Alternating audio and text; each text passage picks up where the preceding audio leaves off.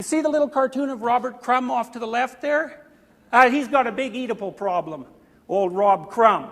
And the problem with him, fundamentally, is his mother was something like a giant spider and did everything she possibly could to crush the life out of him, hence his remaining relationship with women. And so that's part of the reason why femininity can be something that turns you to stone. It's an experience that many men are familiar with, by the way, because the average man is rejected far more often than he's accepted. And since women are the gateway to reproduction, they constitute nature itself. And nature itself tells most men, you should go home and stay under your bed. There's lots of experiments done about this. So for example, psychologists will have an undergraduate woman go out into the concourse and see how long it takes her to find someone who agrees to sleep with her. And that takes 2 seconds after she asks the first man. And then they flip it, and they get your random undergraduate guy to do the same thing. It's, well, you can imagine the consequences of that, since many of you men have lived through it. Mother Nature, the woman wears the face of Mother Nature, and the face is generally rejecting, especially to men who are low in the dominance hierarchy, by the way, which is one of the things that irritates guys like Elliot Rodgers, and one of the things that motivates their desire to take revenge. And that's a universal phenomena. So that's part of the reason that the feminine is nature, and why nature, by the way, is Mother Nature. It's like its diagnosis of your status is not good enough. The higher you are in the dominance hierarchy, the more resources you have at your disposal, and so the less upset you have to get when anything horrible happens. So if you're barely clinging to the bottom of the social structure, you can be sure that your brain is going to estimate any anomalous occurrence as a catastrophe, which is why people don't like being at the bottom of the dominance hierarchy, and it's also why people who are there die a lot sooner. And they die a lot sooner regardless of their absolute level of wealth. It's relative deprivation that counts. One of the things that your brain is very concerned with is relative status. That's wired in, by the way, which is partly why relative poverty is often such a social problem. People hate being low in status, especially men. Well, the male status hierarchy is a bit different than women, and women are pretty sensitive to status too, but they use different markers. Anyways, part of what happens when your status goes up is that your brain serotonin levels go up, and when your brain serotonin levels go up, you're less irritable and you experience less negative emotion per unit of uncertainty or threat. And so when you demean someone and you interfere with and you lower their presumed status as far as a very primordial circuit is concerned, you alter the system that regulates their emotions, and they hate that. People hate that more than anything, and it's an unbelievably archaic circuit.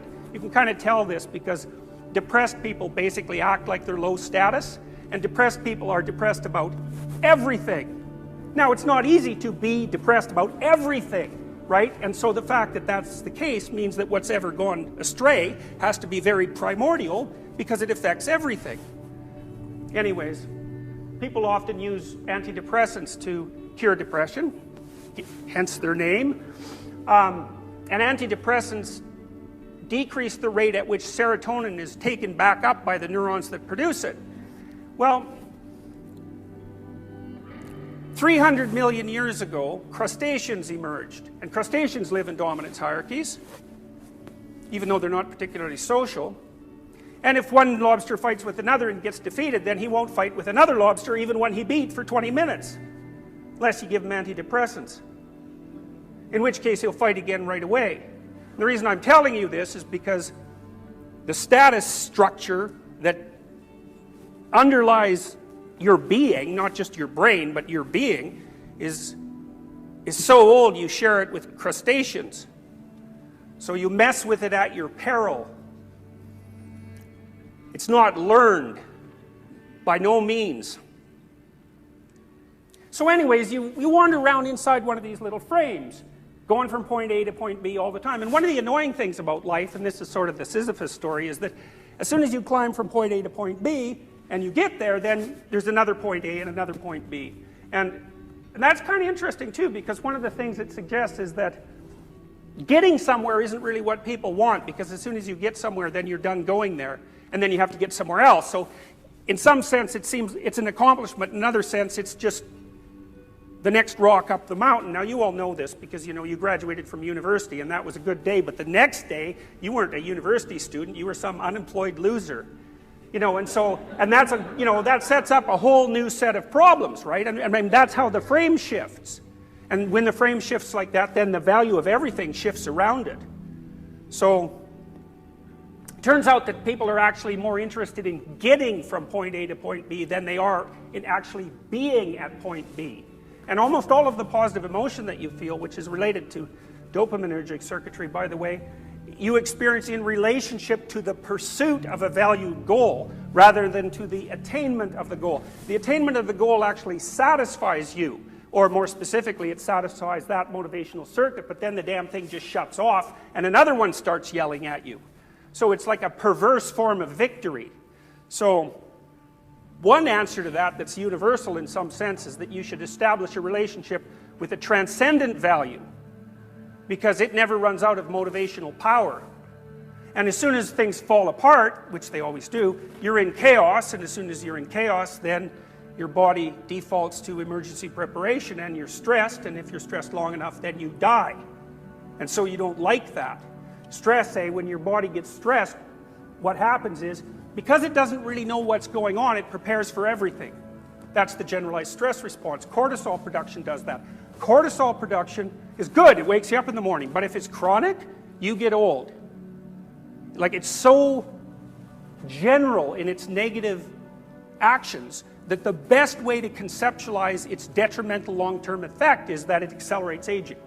So it makes you more likely to have heart disease and cancer and depression and Alzheimer's and diabetes and obesity. That'll do. It's enough. Any of those are enough to kill you. All right, so there's a hierarchy. That's a hierarchy of values. The higher the value, the less you want to have it disrupted, which is what you're doing when you play Monopoly. It's like, it's stupid to play Monopoly, obviously. Who cares if you have a whole pile of counterfeit paper, right? But it doesn't matter, because the way you're constituted is that your brain will treat anything you act like constitutes a valuable goal as if it's a valid framework of reference. And if it couldn't do that, A, you couldn't abstract, and B, you could not get along with other people. So you can sit around the table and you can say, let's pretend that Monopoly is a reasonable facsimile of reality, which you wouldn't say, but it's what you mean. And everybody says, yes, that would be amusing. And so then you set your goal, which is to get all the little hotels and all the money, and poof, your emotions go along for the ride.